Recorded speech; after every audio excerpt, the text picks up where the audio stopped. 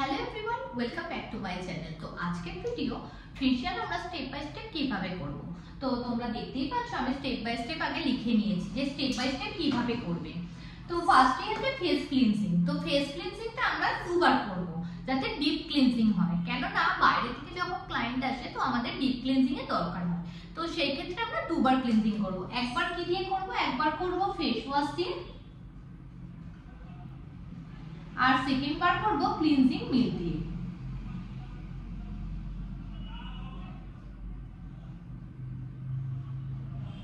তো একবার করছি কি দিয়ে ফেস ওয়াশ দিয়ে, সেকেন্ড বার করব ক্লিনজিং মিল্ক দিয়ে, যাতে আমাদের ডিপ ক্লিনজিং হয়, যাতে স্কিনের পোরসগুলো ঠিকভাবে ওপেন হয় আর পুরো ফেশিয়ালের স্টেপটা আমরা ঠিকভাবে ইউজ করতে পারি। তো ফার্স্টে আমরা করে নিলাম ক্লিনজিং প্রসেসটা। তারপরে কি থাকছে স্ক্রাব। স্ক্রাব যদি খুব মাইল্ড হয় খুব ভালো, না হলে একদম আলতো হাতে আমরা স্ক্রাব করব 2 থেকে 3 মিনিট।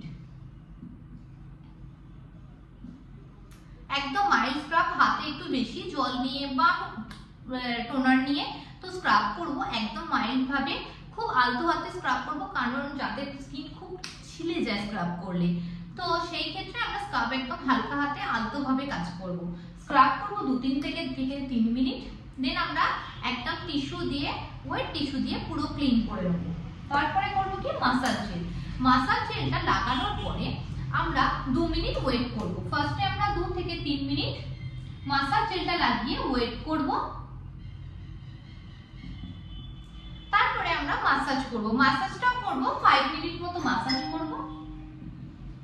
হাতে মাসাজ করি বা মেশিনে মাসাজ করি, যেটাই করব আমরা 5 মিনিটের একটা মাসাজ দেব। ফার্স্ট 5 মিনিট মাসাজের পরে আমরা যাব মাসাজ জেলে। মাসাজ ক্রিম জেলটা কিন্তু কোনোভাবে আমরা রিমুভ করব না, ওটা কিন্তু স্কিনের মধ্যে পেনিট্রেট হতে দিয়ে দেব। তারপরে আমরা কি করব, মাসাজ জেলে ক্রিমে চলে যাব। মাসাজ ক্রিমটা আমরা যেরকম স্টেপ বাই স্টেপ আমার ভিডিওর মধ্যে গেলে তোমরা মাসাজ স্টেপ দেখতে পাবে ফেশিয়ালে, তো সেই স্টেপ থেকেও তোমরা বুঝতে পারবে যে এর পরের স্টেপেতে মাসাজ কি কি দেয়া আছে। তো দেখবে আমি সেখানে ভিডিও বানিয়ে দিয়েছি যে কিভাবে থরলি মাসাজটা হয়। তো একটা 10 মিনিট থেকে 15 মিনিটে একটা মাসাজ থাকবে পুরো ক্রিম মাসাজটা। তারপরে কি করব, ক্রিমটা আমরা রিমুভ করব। রিমুভ করে প্যাক লাগাবো। প্যাকটা থাকবে 10 থেকে 15 মিনিট। প্যাকটা লাগানোর পর আমাদের প্যাকটা রিমুভ করব। প্যাকটা যখন ড্রাই হয়ে যাবে, ড্রাই প্যাকটাকে আমরা কোনো রকম ভাবে রাব করে তুলবো না। প্যাকটা আমরা করব হালকা জল দিয়ে ভিজাবো আলতো হাতে, দিয়ে হালকা একটা মাসাজ দেবো, দিয়ে আমরা প্যাকটা রিমুভ করে দেবো। প্যাকটা রিমুভ করার পর হচ্ছে ময়েশ্চারাইজার। ময়েশ্চারাইজারের একটা কিন্তু বড় ফাংশন থেকে যাচ্ছে। পুরো স্কিনটাকে যে আমরা পোরসটা ওপেন করলাম, তো সেই ওপেন পোরসটা বাইরে গেলে তো ধুলোবালি লেগে যাবে, তো আবার প্রবলেম হবে।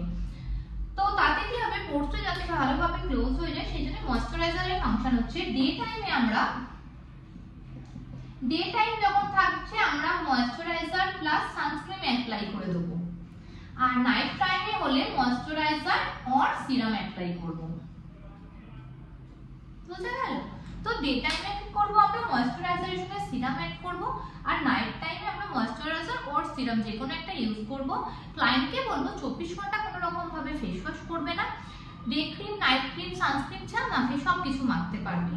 আর ফেশিয়াল করে যাওয়ার পর বাড়িতে এসে যখন যাচ্ছে 8 ঘন্টা হোক, 1 ঘন্টা হোক, 15 মিনিট হোক, যে টাইমটাই যাক, মোটামুটি আধ ঘন্টা পরে, আধ ঘন্টা থেকে 1 ঘন্টা পরে যদি তুমি বাড়ি চলে যাও তাহলে তুমি একটু নর্মাল জলে ওয়াশ করে নেবে। সেটা ঠান্ডাই হোক চাই হোক, গরম জলটা দেবে না, ঠান্ডা জলে একদম মুখটা জাস্ট ঝাপটা দিয়ে ধুয়ে ক্লিন করে নেবে।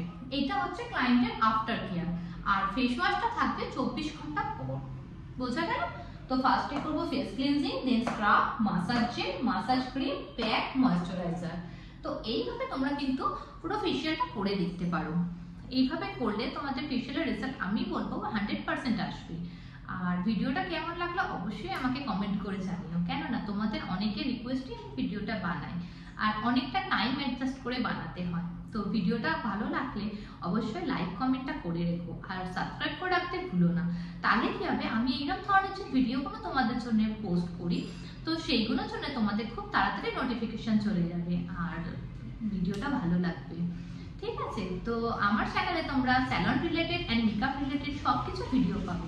তোমাদের কি প্রবলেম হচ্ছে বা কিছু যদি জানার থাকে আমার থেকে, অবশ্যই আমাকে কমেন্ট করে জানিও তোমরা কি জানতে চাও। আমি চেষ্টা করবো তোমাদের সেইগুলোর উপরে একটা ভিডিও বানিয়ে দেওয়া। তো আজকের মতো